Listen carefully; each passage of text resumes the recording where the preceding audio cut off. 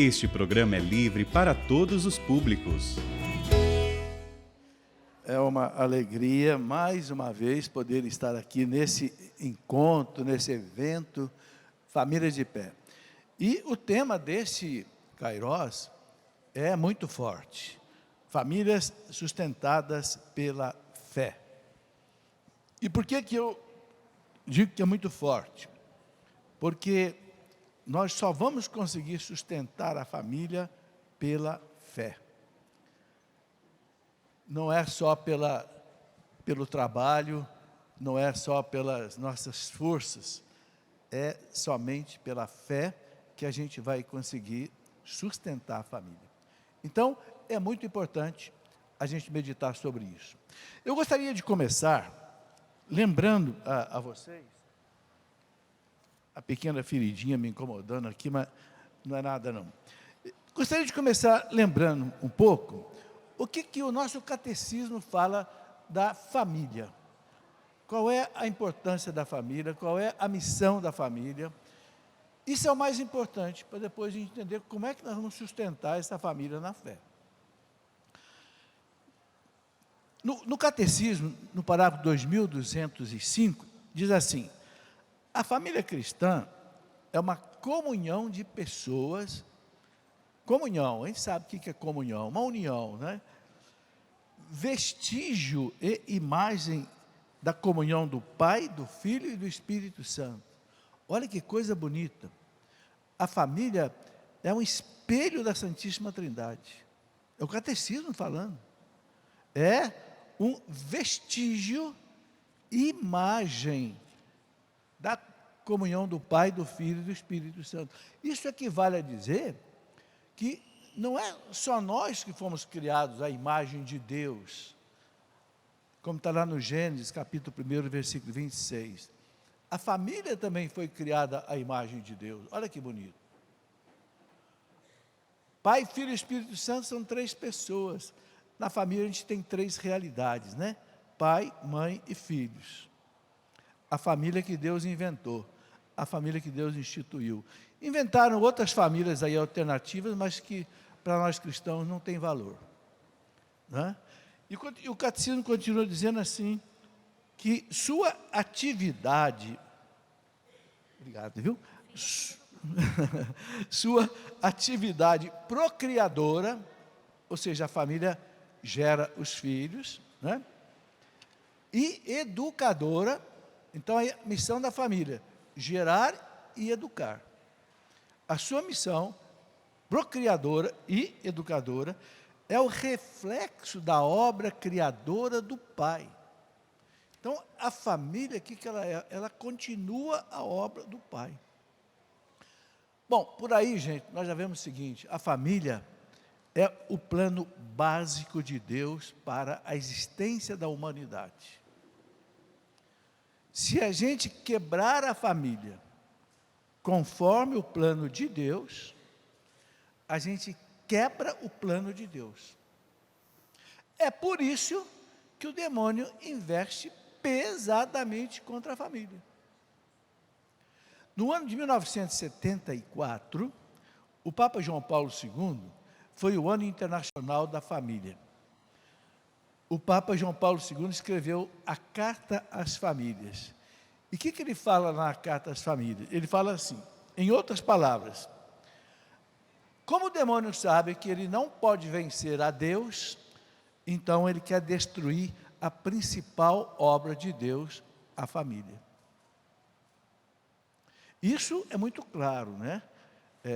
Quando o Papa João Paulo II criou no Vaticano o Instituto para a Família,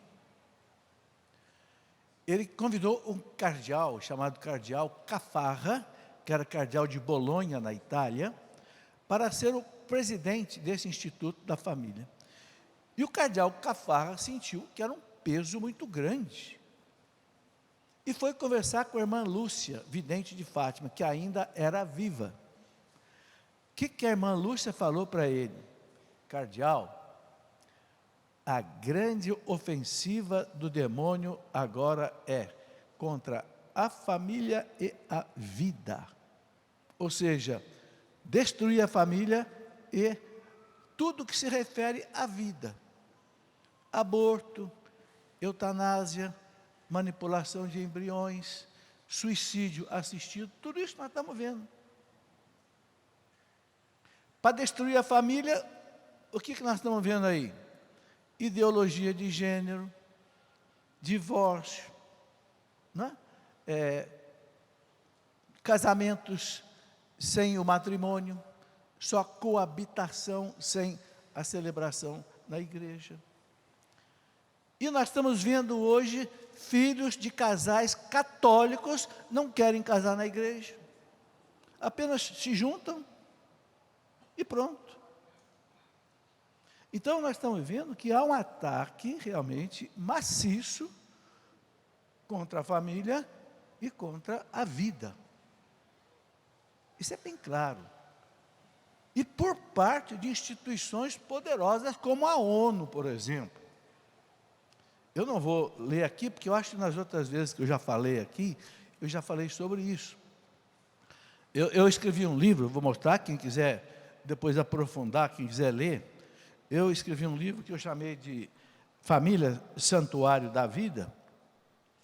Nesse livro, Família Santuário da Vida, eu coloco um capítulo que eu chamei de Ameaças à Família. Vou ler só um pedacinho para vocês. O que o Papa João Paulo II falou?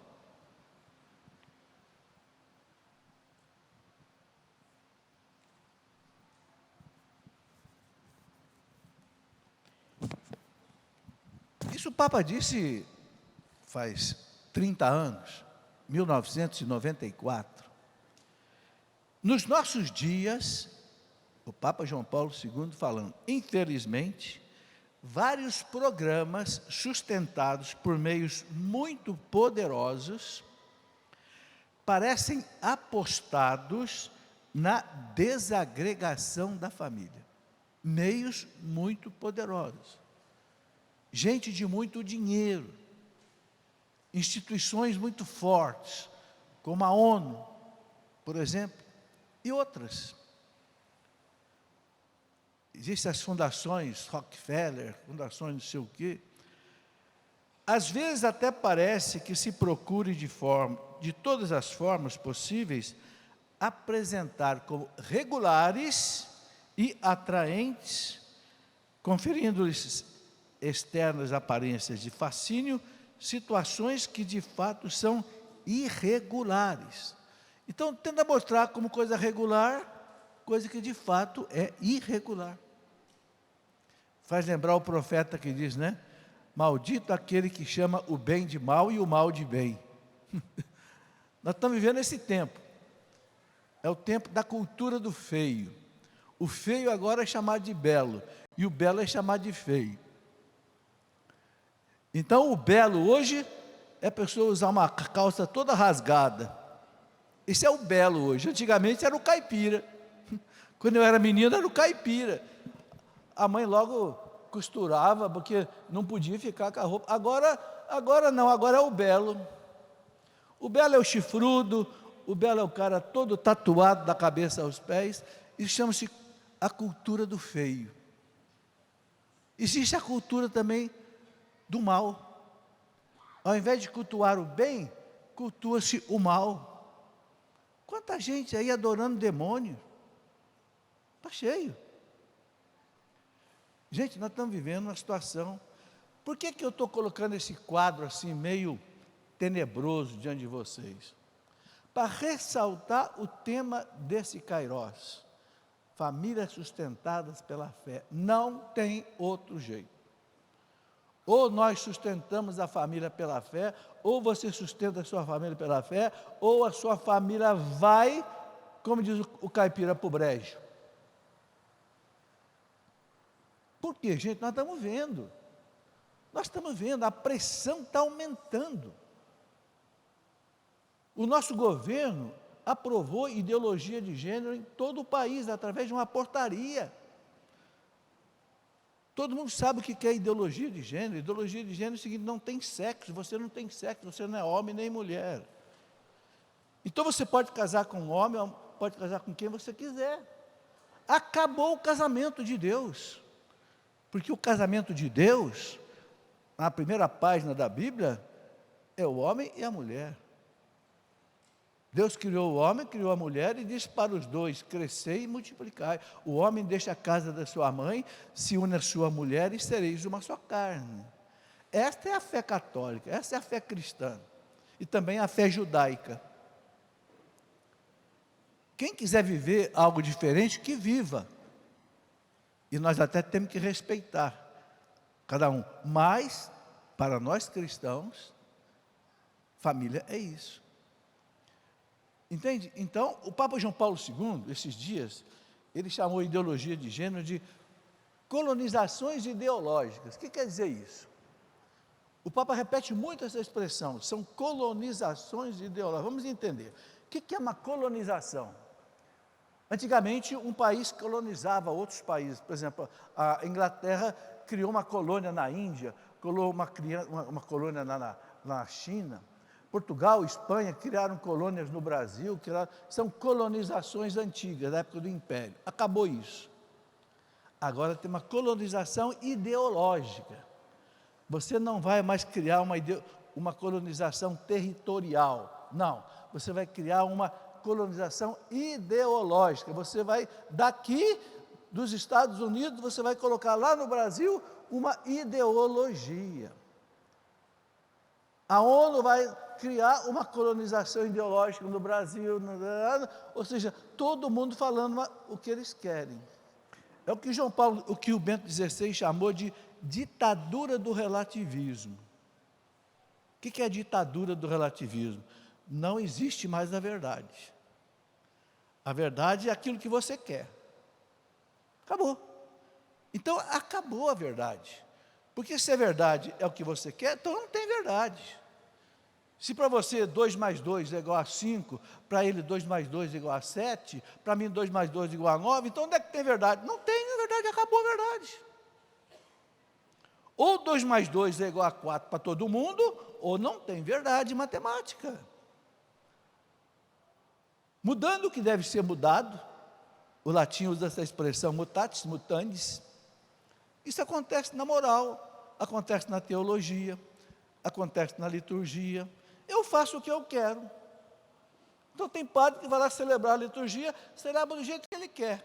Ele é o dono da liturgia, não é Deus que é dono da liturgia, é ele. Então ele muda como ele quer. Interpreta a Bíblia como ele quer. Não é mais a igreja que interpreta, eu interpreto. Gente, isso é o pecado original. Eu sou Deus. Vocês entendem o que é o pecado original? É essa independência de Deus, independência da igreja. Eu posso, eu sou. É o orgulho, a vaidade, a arrogância, a prepotência. Então, é pela fé que a gente tem que vencer.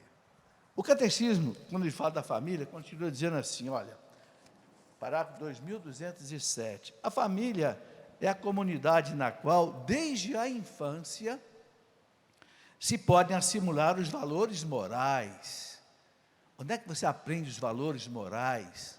A humildade, o desprendimento, a pureza, a bondade, a mansidão, o caráter, o fio de bigode, como se usava antigamente, né? Onde é que você aprende isso? Na família. Eu ia fazer feira com meu pai, se eu pegasse uma maçã a mais que eu tinha direito, meu pai puxava a minha orelha na hora, na frente do feirante. É na família, está aqui o catecismo, que se podem assimilar os valores morais, tais como honrar a Deus e usar corretamente a liberdade. Gente, a liberdade é a coisa mais sagrada que Deus nos deu. O que é o pecado? Santo Agostinho chama de o pecado de o abuso da liberdade. Quando você usa a liberdade para fazer o mal, ao invés de fazer o bem, você está pecando. Deus não deu liberdade para a gente fazer o mal. Deus deu liberdade para fazer o bem. Então o pai e a mãe têm que ensinar o filho a usar a liberdade. Se ele não souber usar a liberdade, você puxa o freio. Né?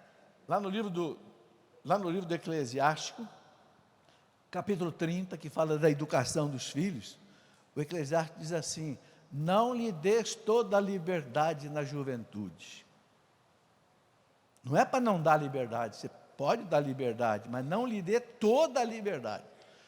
Se ele não souber usar a liberdade, você tira. Ele não sabe usar o celular, toma o celular dele. Ele não sabe usar o carro, toma o carro dele. Tudo dentro da lei, evidentemente. Mas tem muito pai e muita mãe hoje que é frouxo. Desculpa eu usar essa expressão, frouxo. Está vendo o filho, né? O Eclesiastes fala: não feche os olhos às suas extravagâncias, porque senão depois você vai chorar. Então, o pai não tem que ser grosso, o pai não tem que ser estúpido, não. Mas o pai tem que corrigir. O pai que não corrige o filho, não ama o filho. É claro que a correção não pode ser violenta, não pode ser humilhante. Pelo contrário, a correção tem que ser uma correção sem violência, sem humilhação. Mas tem que haver correção. Gente, a nossa juventude hoje está ficando com uma série de defeitos. Porque nós adultos, pais, somos culpados. Então a juventude hoje não sabe trabalhar as perdas. A garota terminou o namoro, tal, e já quer se matar. Parece que acabou o mundo. Por quê? Ela não aprendeu a trabalhar as perdas. Tem que ensinar para o filho que ele vai ter perda a vida inteira. Um dia você vai perder seu pai, outro dia você vai perder sua mãe, outro dia você vai perder seu emprego, outro dia você vai perder a sua carteira, vai ter que correr atrás, tirar os documentos tudo de novo. A vida é cheia de perdas. E quem se afoga em cada perda, vai morrer afogado logo. Mas por que os filhos estão ficando assim? Porque nós estamos dando a eles super proteção. O papai faz tudo, a mamãe faz tudo. Eu não tive isso, então tenho que dar para o meu filho. Eu não tive aquilo, tenho que dar para o meu filho. Espera aí. Nós estamos, uma geração forte está criando uma geração fraca. Vocês estão entendendo? A família, daqui o catecismo, ela é que cuida disso tudo. E diz aqui mais: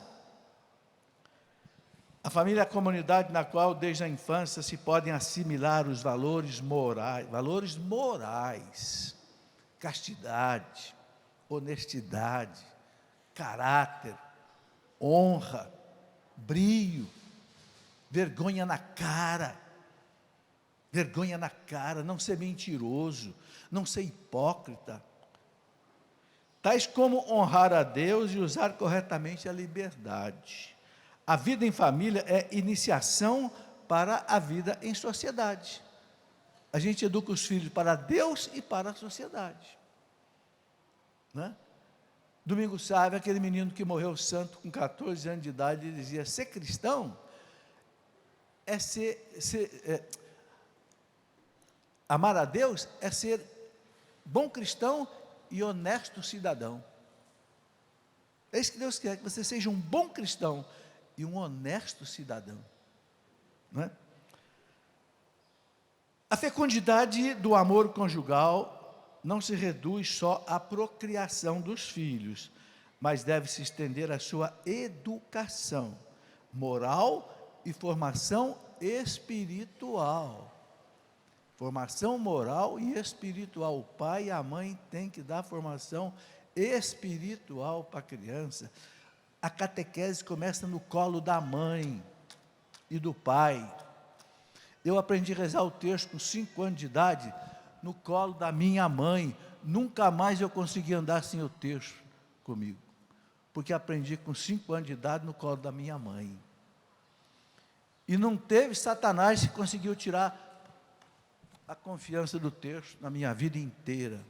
Mesmo com mestrado, com doutorado em tudo, o terço para mim nunca me abandonou. É na casa, é no pai, é na mãe.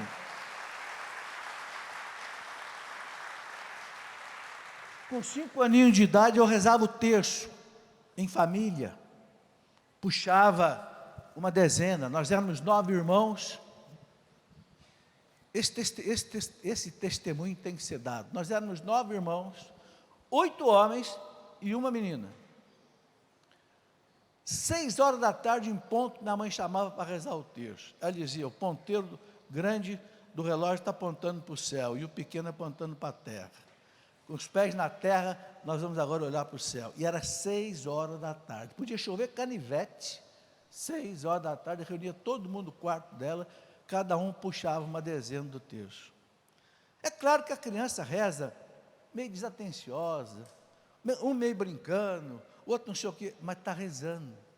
Está entrando no coraçãozinho dele a fé, a devoção a Nossa Senhora.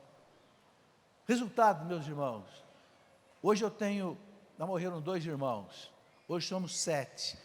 Nós 7 estamos na Igreja Católica, não tem nenhum fora da Igreja Católica, e quase todos os meus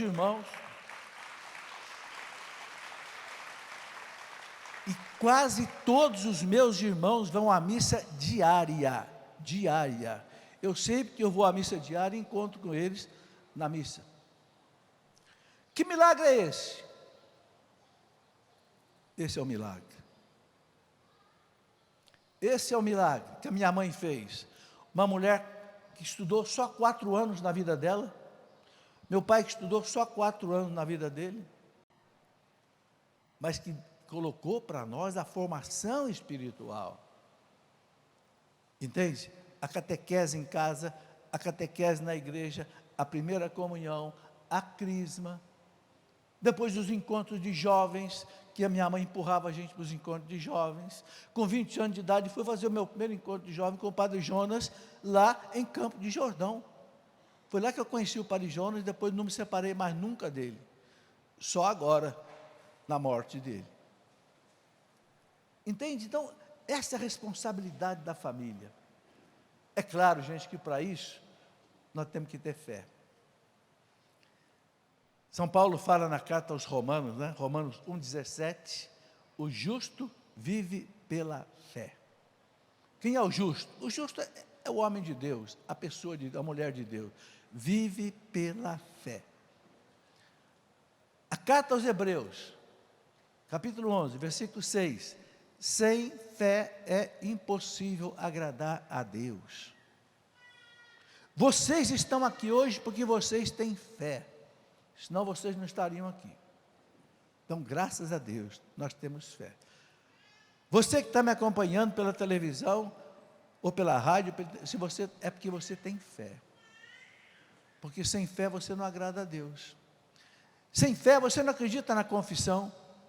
Sem fé você não acredita que quando o padre te dá absolvição, e o padre te diz: eu te absolvo de todos os seus pecados, você sai dali perdoado. Mas vai dizer isso para quem não tem fé. Isso é coisa de crendice. Sem fé você não acredita que aquela hostinha branca é Jesus. Sem fé você não acredita na Santíssima Trindade. Sem fé você não acredita em nada. Sem fé é impossível agradar a Deus. Sem fé é impossível viver segundo a vontade de Deus.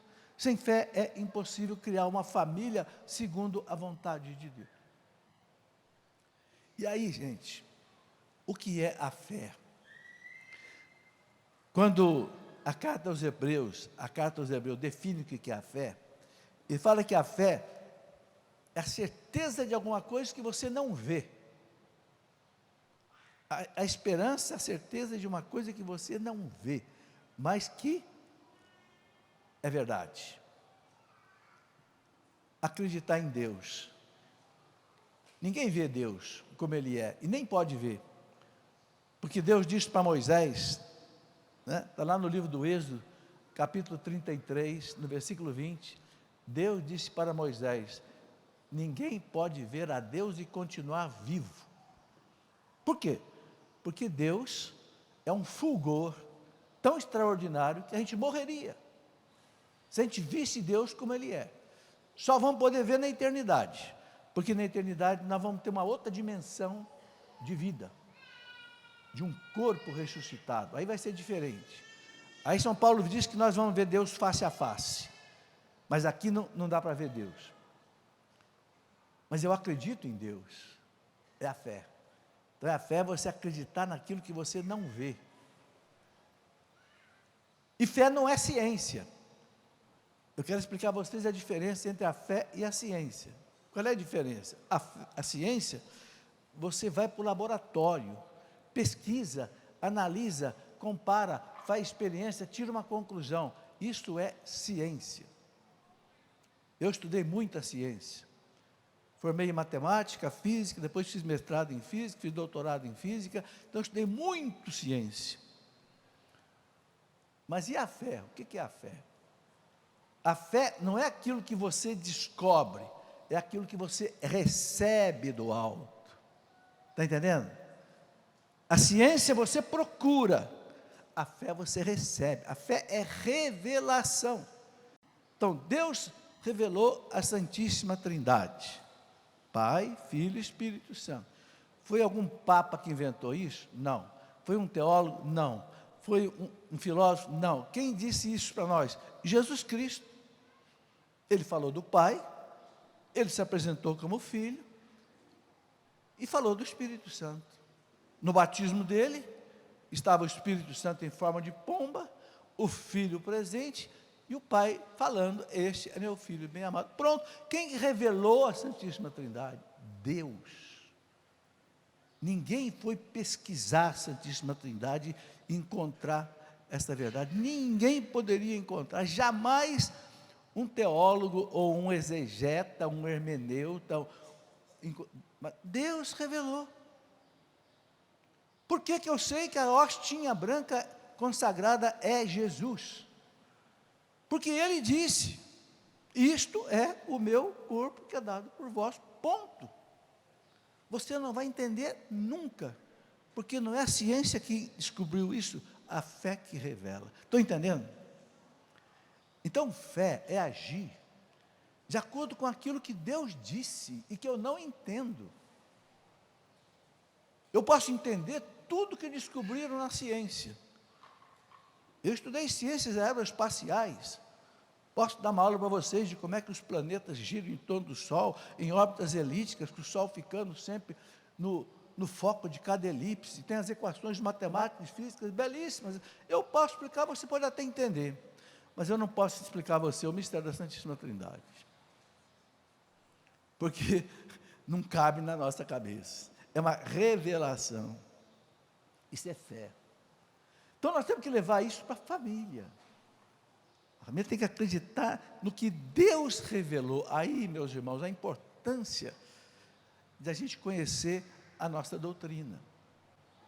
Eu tenho insistido muito, muito, e cada vez vou insistir mais, na necessidade de nós conhecermos o catecismo da Igreja Católica. E eu vou explicar a vocês por quê.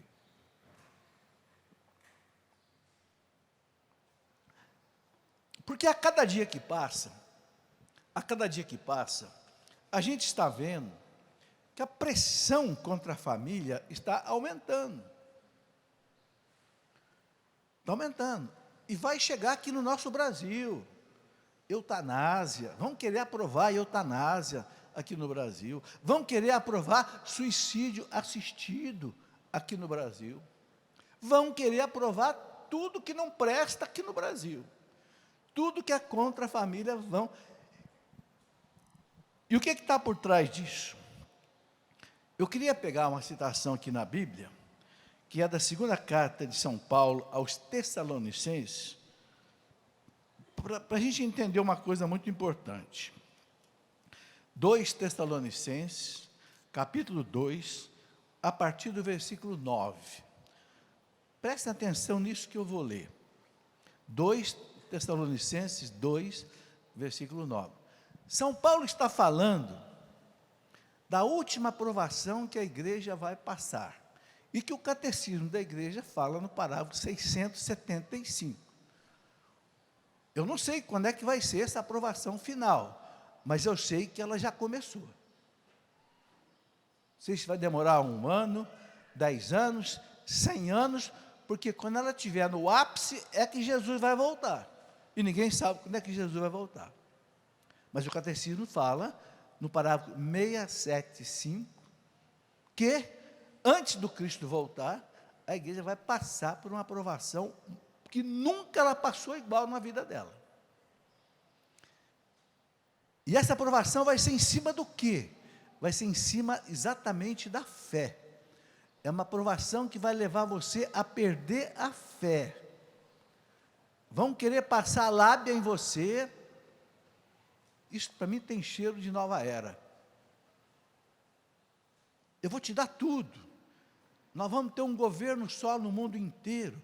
Esse governo no mundo inteiro, ele vai dar paz para todo mundo. Vai ser como aquela Pax Romana, lá do século I, século II, século III, que os romanos dominaram tudo, então não tinha mais guerra, era a Pax Romana. Vamos ter uma paz no mundo inteiro, vai ter comida para o mundo inteiro, vai ter remédio para todo mundo, vai ter cultura para todo mundo, vai ter tudo para todo mundo.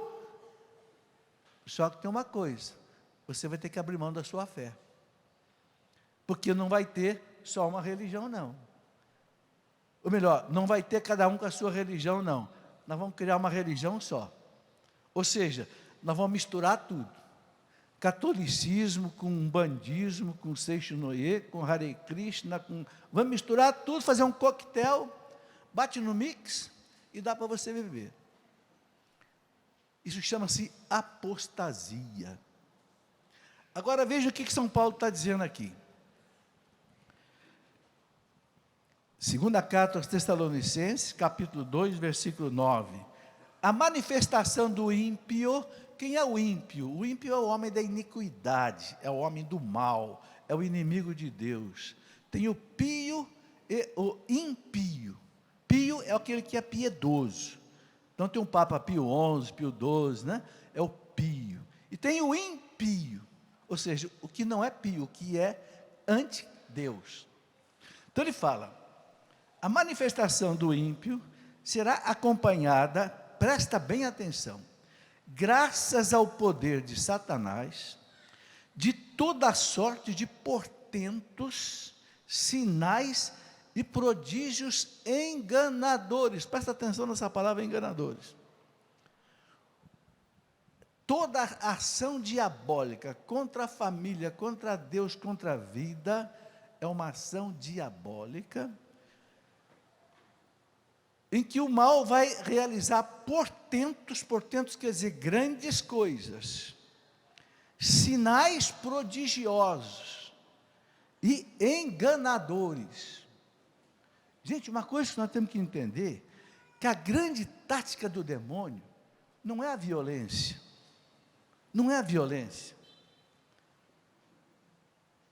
Se ele domina uma pessoa aqui, a pessoa fica possessa, chama o padre exorcista, vai eliminar ele. A ação dele não é, a ação dele é sedução.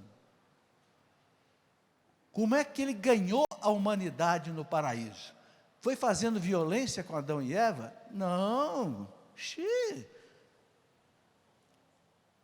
Chegou para Eva, nossa, como você está perfumada. Posso conversar com você um pouquinho? Pode. Por isso que o Papa Francisco falou, não converse com o demônio. O Papa Francisco falou isso esses dias. Como é que Jesus venceu o demônio na tentação do deserto? Cai fora. 3 vezes jogou na cara do demônio a palavra de Deus. Está escrito, não só de pão vive o homem, toda a palavra que sai da boca de Deus. E o demônio, recuava. O demônio não tem medo da sua palavra, mas o demônio tem medo da palavra de Deus. Porque a sua palavra não tem poder, mas a palavra de Deus tem poder. Olha como é importante a gente conhecer a palavra de Deus. Até de cor. 3 vezes Jesus falou para o demônio, está escrito. Onde é que está escrito? Na Sagrada Escritura. Não tentarás o Senhor teu Deus. Só a Ele servirás. E o demônio, recuava. Então, o demônio, ele entra na nossa vida, na sociedade, pela sedução. Ele chegou para Eva e disse, o quê? Deus disse que você não pode comer essa maçã? Deus é mentiroso. Olha a tática do demônio.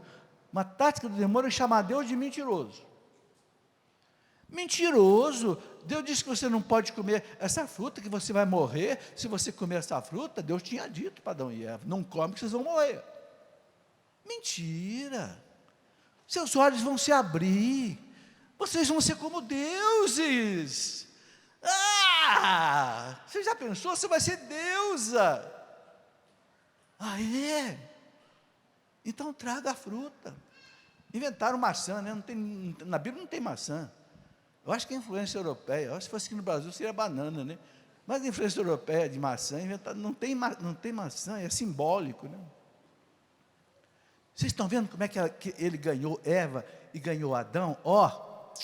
Aqui, na lábia. Prodígios enganadores. Olha o que São Paulo está falando aqui, gente. Prodígios enganadores. E aí ele continua dizendo assim, continua lendo aí, versículo 10. Ele usará de todas as seduções. O que é sedução, gente? Cantada. Ele usará de todas as seduções do mal com aqueles que se perdem. Agora presta atenção, com aqueles que se perdem. Por que se perdem? Por não terem cultivado o amor à verdade que os teria podido salvar. Gente, aqui está um ponto crucial. O que vai fazer você afundar na sedução do demônio? Se você não tiver agarrado na verdade de Deus, que está na Bíblia e está no catecismo da igreja. Eu insisto no catecismo da igreja, por quê? Porque o catecismo da igreja é a explicação da Bíblia, pastoralmente. Vou continuar mais um pedacinho desse versículo. São Paulo diz assim, olha, isso é muito sério, gente. Versículo 11, por isso Deus lhes enviará um poder que os enganará. Vocês estão vendo que é tudo em termos de sedução, de engano, de tapeação.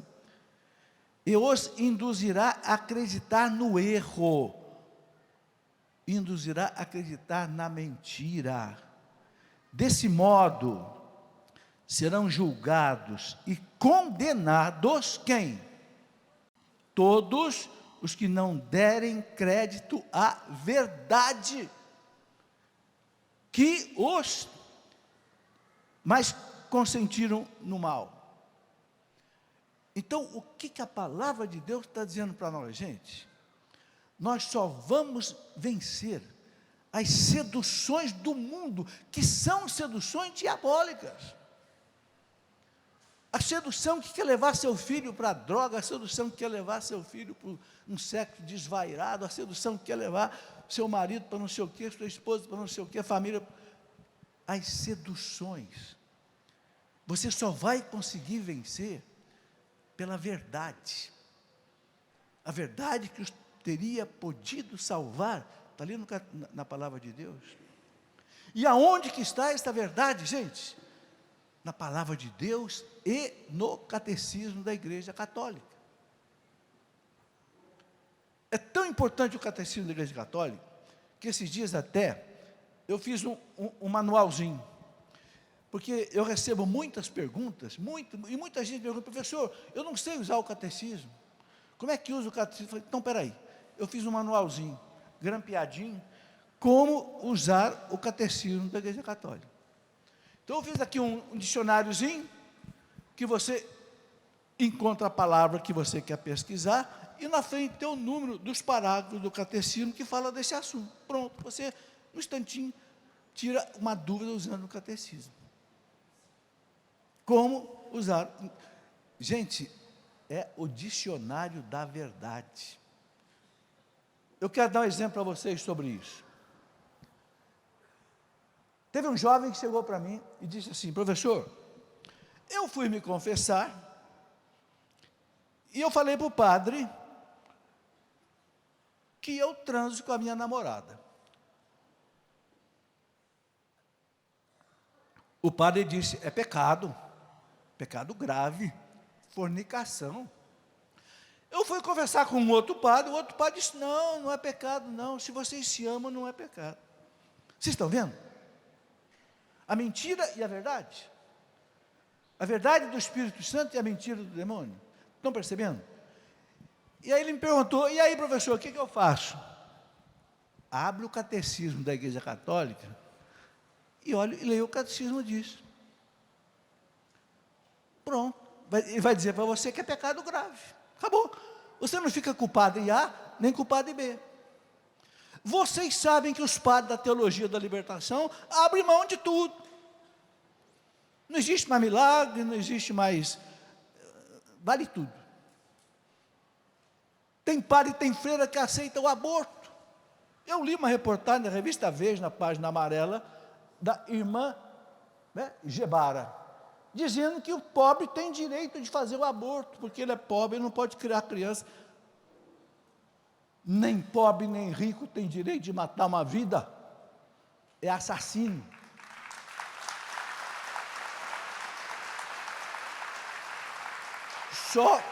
Só quem tem o direito de tirar uma vida é aquele que tem o poder de gerar uma vida, Deus. Quem tira uma vida está assumindo o lugar de Deus. Está sendo idólatra, está se fazendo de Deus. É a chamada egolatria. Eu me faço de Deus. Então, gente, outro exemplo. Professor, masturbação é pecado? Tem padre que fala que é, tem padre que fala que não é. Aí você pega o manualzinho aqui, vai aqui na palavra masturbação, né? Onde é que está aqui? No final do catecismo também tem. Aí, masturbação. Você vai no parágrafo 2352, ele vai dizer assim, pecado grave.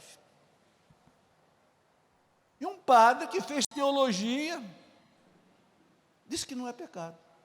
São os padres modernos, mais modernos do que padre, né? Mais moderno do que padre. Gente, vocês sabem quais são os piores inimigos da igreja? São os que estão dentro da igreja. Quem falou isso? Bento XVI. Papa Bento XVI. Os piores inimigos da igreja são os falsos padres, os falsos bispos, os falsos cardeais que estão dentro da igreja. Vocês estão vendo o que está acontecendo na Alemanha? Nós estamos a ponto de ter um cisma na Alemanha, porque o Papa deu uma ordem, vocês não podem abençoar união de pessoas do mesmo sexo. E os bispos lá estão abençoando. Um desrespeito flagrante ao Santo Padre. Meu Deus, que igreja é essa que nós estamos vivendo? Será que nós estamos voltando ao tempo de Martinho Lutero? Que aliás foi na Alemanha também, né? Então, gente, vamos enfrentar tudo isso na fé. E eu queria terminar então, já está quase na hora da gente concluir. Eu queria só mostrar a vocês aqui que Deus nos ampara nessa luta. Deus não nos desampara. Eu queria mostrar uma coisa bonita, tanto no Antigo Testamento quanto no Novo Testamento. Deus nos ampara pela fé. Eu queria pegar aqui algumas passagens bem rápido para a gente fazer uma reflexão. Por exemplo, no livro do Deuteronômio, né, quando o povo estava já pronto para entrar na terra prometida, Moisés, ele sabia que ele não ia entrar na terra prometida. Então Moisés fez uma série de discursos ao povo. Num desses discursos, Moisés disse assim, está lá em Deuteronômio, capítulo 1, versículo 29.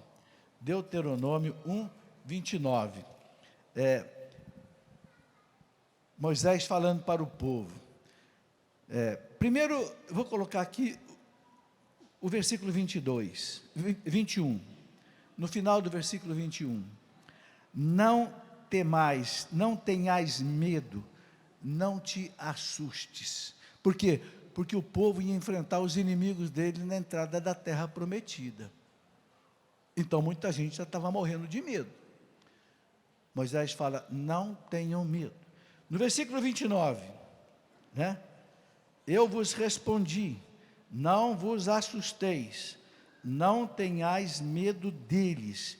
O Senhor vosso Deus que marcha diante de vós, combaterá Ele mesmo em vosso favor, em vosso lugar, como sempre o fez sobre os vossos olhos no Egito e no deserto. Todas as lutas que o povo de Deus vencia, era Deus quem batalhava pelo povo, não era o povo que lutava. E assim está cheio de citações aqui. Por exemplo, se você pegar aí o capítulo 3 do Deuteronômio, versículo 2, o Senhor disse-me: nada temas, porque eu o entreguei em tuas mãos. É Deus que entrega o inimigo na mão do povo dele, não é o povo que vence. Depois, você vê lá outras passagens, né? Por exemplo, capítulo 3, versículo 22. Não os temas, porque é o Senhor vosso Deus quem combaterá por vós. É o Senhor vosso Deus que combaterá por vós. Gente, assim está cheio de passagens aqui. Eu podia ficar a manhã inteira aqui lendo passagens da Bíblia, tanto do Antigo Testamento quanto do Novo, dizendo, é Deus que vai lutar por nós. Gente, quanta passagem do Novo Testamento a gente poderia citar?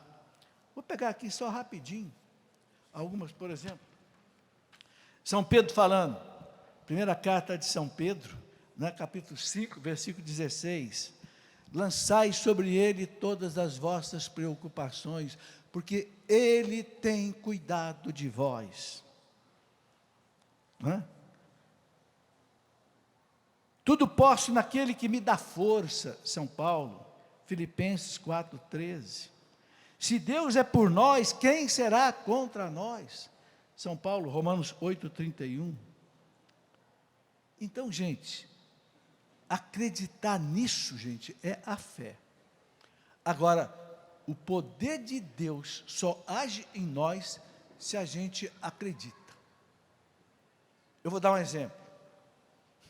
Quando eu estava na academia militar, depois eu saí, não terminei a academia, mas nós tínhamos que fazer o curso de paraquedista lá no Rio de Janeiro. E o cara dizia, meu amigo, o paraquedas só abre se você saltar do avião. Antes de você saltar, o paraquedas não abre. Vamos trazer isso para a fé. O poder de Deus só age, o paraquedas de Deus só abre se você se joga em Deus. Porque é o ar que faz o paraquedas abrir. É a fé que faz o poder de Deus agir. Vocês estão entendendo? Por que eu estou falando isso, gente? Porque não é fácil ser pai, ser mãe, ter filho. Não é fácil criar filhos. Todo mundo sabe disso. Eu criei 5. Eu sei como é que é. Dá para rir e para chorar.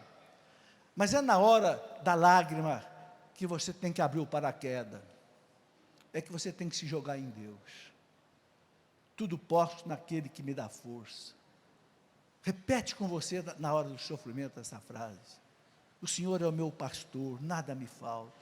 Vai passar essa dor de cabeça, vai passar essa crise, vai passar esse desemprego, vai passar em nome de Deus, vai passar. E não ceda às seduções do demônio, porque não vai faltar a sedução do demônio no seu ouvido. Larga desse Deus.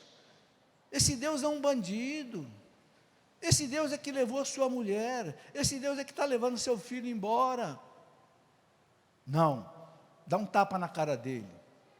Fala para ele, está escrito, ouvirás só o Senhor teu Deus. Cai fora. Gente, quando, na hora do sofrimento, na hora da angústia, na hora da dor, você se abandona em Deus, vive aquilo que fala o livro do Eclesiastes, capítulo 2, aceita tudo o que te acontecer, Deus vai te dar a paz. Eu vivi isso, há 10 anos atrás perdi minha esposa, já estava com câncer há 6 anos, ela dizia para mim no finalzinho da vida dela, você não vai conseguir viver sem eu, porque eu precisava muito dela. E eu enrolava ela com outra conversa, mas eu sabia que ela ia embora. Quando ela estava na iminência já de morrer, um dia eu fui conversar com Deus. Eu falei, Senhor, eu aceito a tua vontade. Se está na hora dela ir, leva. O coração vai ficar sangrando, mas seja feita a tua vontade. Já faz 10 anos que ela morreu, e eu nunca vivi um dia sem paz. Moro sozinho, meus 5 filhos estão casados, não tem solidão, não tem depressão, tem muitas dores. Velho tem dor, né? Dor no ombro, dor na perna, mas dor faz parte da vida. Quando a gente aceita a vontade de Deus na fé, se joga em Deus, Deus nos dá a sua paz. Amém?